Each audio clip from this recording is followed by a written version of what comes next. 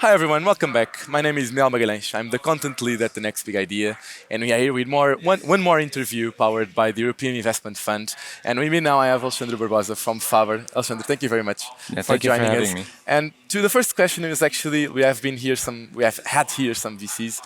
What is the position of Faber in terms of the startup ecosystem, the areas that you bet on, and please tell me a little bit about your story and what you're seeing.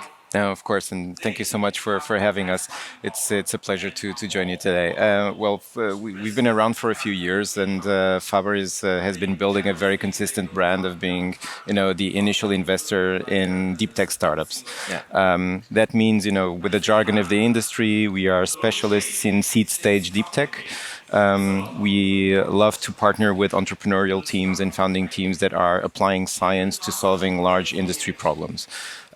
In our case, we have two thematic funds that focus on the two major ecosystems of innovation that we decided to pursue.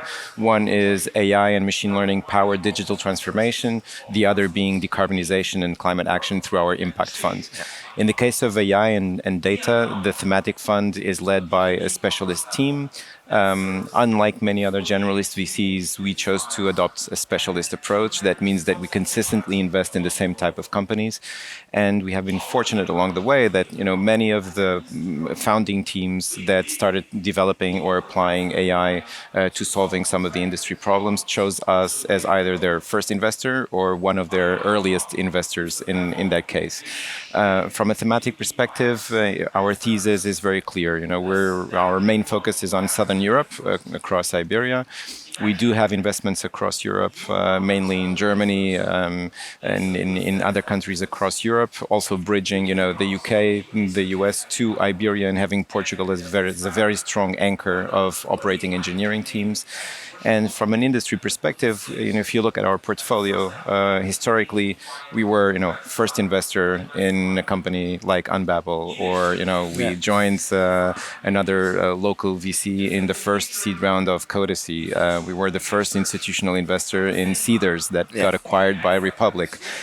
We were the earliest investor, at sort of PowerPoint stage in a company called Enjoy HQ, acquired by UserZoom in the US. And with our latest AI-focused funds, we were fortunate to be chosen by a handful of companies in the healthcare space, so applying science and AI to improve the way healthcare is provided. Illustrations like Sword Health, a very mature company now, very successfully scaling their digital physiotherapy technologies. Luminate Medical, iLove, applying photonics to complex diseases, Aptrace. Those are companies that clearly form our interests in the healthcare space. Fuel, energy efficiency and energy transition in the climate space is clearly something that has been interesting us. ANEA is clearly an illustration of a company that is, applying deep science to the renewables efficiency. We have recently invested in a company that is a spin-off out of the supercomputing center in Barcelona called Mitiga, developing physical and risk modeling techniques to assess climate risk and mitigate natural hazards in terms of risk management. And in terms of manufacturing and automation, it's clearly, the heavy lifting of industrial manufacturing is something that really interests us. We've been, an early investor in SmartX from the north, applying computer vision to, detecting defects in the textile industry. And so many of these companies are, the evidence of the entrepreneurial driving force of talented researchers or very, talented teams that are developing novel IP. And applying those technologies to solving very large problems at industry stage. You can either be a generalist as a VC. Faber has been playing a relevant role in consolidating our lead position as the go-to team at seed stage in deep tech. And after our first ticket investment in these teams, typically at stages where they have to demonstrate going to from lab to markets, or the initial pilots with certain customers, they have successfully then raised, as of today, around 300 million in subsequent funding from multiple investors, be it later stage investors like our peers in Portugal or Spain, or across Europe or the US. Yeah, and you are here in the name because you were one of the fund associated with the AI ventures was in partnership with the Portugal Tech. Can you guide me through what was kind of once the IEF launched this call? What was kind of the process of partnering with the European Investment Fund, and what do you believe were the features that the IEF saw in your day-to-day operations? That you already told me a lot in this initial investment that you were able to track companies that were working with tech and that had this huge potential. But what do you believe were within Faber the factors that led for the partnership to Portugal Tech to become so successful and to be happening still today?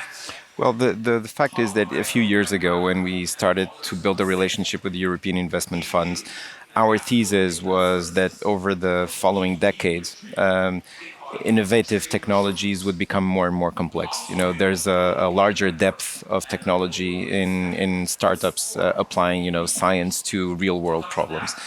And for a VC at seed stage to be able to partner with such, scientific, talented teams, you really have to understand the technology. You have to understand what it takes to go from a project to really, launch commercially and then build a company around that product. That's why we chose to specialize our thesis around, machine learning, data infrastructure, all things data and AI. A few years ago, we started presenting our way of thinking about that opportunity space to the EAF. And for us to be one of the select managers within Portugal Tech was super important because it helped us, anchor the funds, attract other private investors. Most of our additional investors are, European and a few from the US, institutional investors, family offices, funds of funds, and other private investors that trusted the process of the European Investment Fund and understood that the way to partner with very early stage startups in deep tech requires a certain specialty. Unlike other VCs, we have scientists in residence who work together with us in reviewing the science side of startups whenever we consider opportunities for investing. But most importantly, they help us in providing support to our portfolio companies, be it in reaching out to the right talents in terms of the key people to be hired at early stage, or advising our portfolio companies in terms of product roadmap, or helping them prepare to iterate the business model until they are ready for the next stage of funding, which is one of the crucial tracks where we help our founders. 2023 was a particularly hard year for startups that were looking for investment, as well for VCs that were trying to apply the money and the capital that they had in the best way possible. But there was a silver lining, which is projects that were in AI and that were able to showcase the benefits that they were bringing, no matter the integration where the industry where they were trying to integrate the technology, they were able to, in most cases, be the ones that were getting some investment rounds.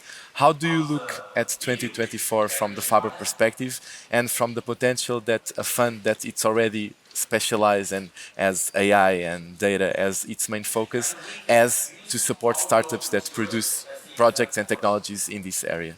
Well, I have to say, when we look at our current pipeline of potential opportunities to invest in the future and new talent, new teams coming up, we are very optimistic about the future.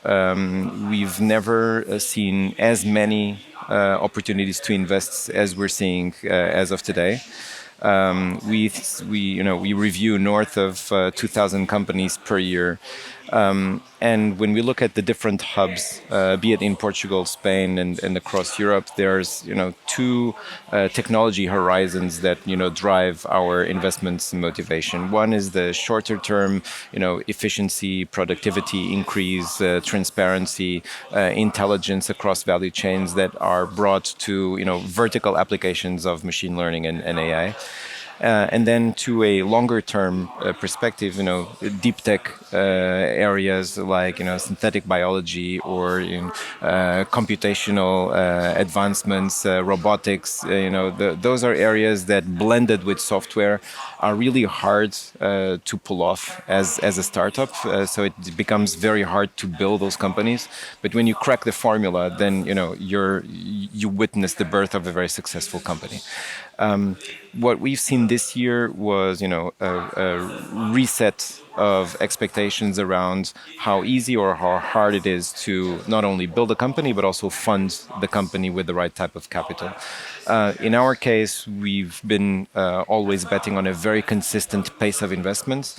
We are super focused in terms of themes of investment, but also very disciplined in terms of portfolio construction. And so we've been very consistently and steadily keeping up our investments. This year, we've done 7 investments so far, a couple of new investments plus follow-on investments to help our portfolio grow and develop. To give you a sense, the role that we play that also drove the way the EIF, wanted to work with us is, more than 2/3 of our first investments in portfolio companies have been lead investments where we take the lead in, leading a round of investment and then building the right syndicates around those rounds of investments.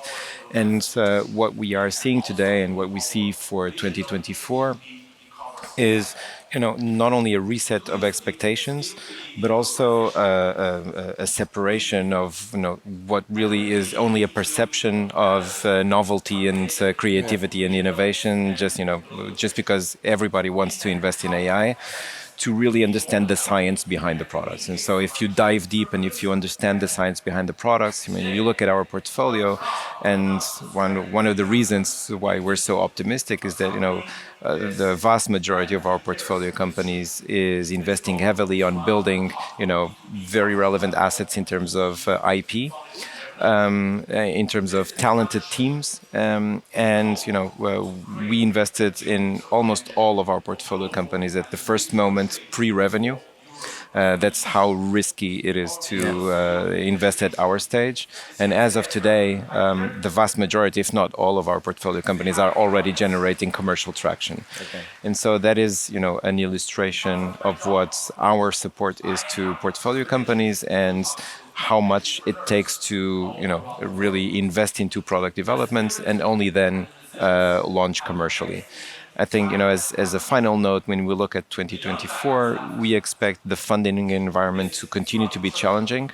But what we're seeing is, despite all the volatility of the markets, the right talent with the right product, with the right business model, with the right differentiation is always successful in raising capital. And we see super talented teams either being born out of Portugal or extending their founding teams to Portugal to benefit from the local infrastructure and then successfully raising their scale-up rounds either from European VCs, growth stage, or US VCs. And our role is to help them get off the ground, position them in the right trajectory, and expose them to the right commercial markets and to the right types of investors. Alexandre, thank you very much. Thank you so much for having me again. If you want to learn more about Faber, please go to their website to find what they are looking for. Please stick with us for the coming interviews. It was a pleasure. See you soon.